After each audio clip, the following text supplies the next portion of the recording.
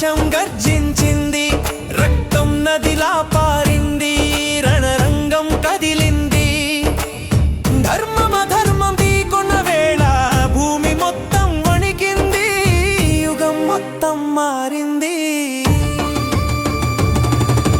శంఖం మ్రోగింది, గాలి చీలింది, రథాలు ఢీకొని నేల నిండిపోయింది. బాణాలు వర్షంలా పడ్డాయి, వీరుల అరుపులు గగనంలో మారాయి.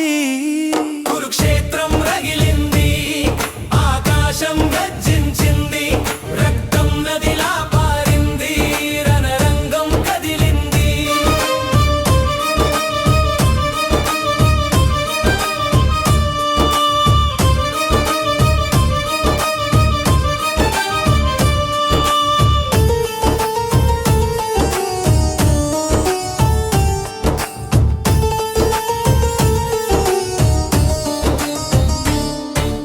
భీష్ముడు బాణాల మంచంపై పడిపోయాడు, గంగామాత కన్నీళ్లు కార్చింది.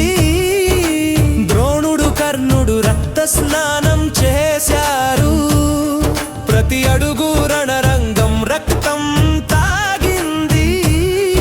ఒకవైపు పాండవులు కృష్ణుని ఆశ్రయంతో, మరోవైపు కౌరవులు దుర్యోధన కోపంతో. గర్జనలు అల్లకల్లోలంలో వినిపించింది, ధర్మం గెలుస్తుంది అనే స్వరం. ముగింపు చివరికి రణరంగం నిశ్శబ్దమైంది, రక్తరేణువులు గాలిలో ఎగిరిపోయాయి.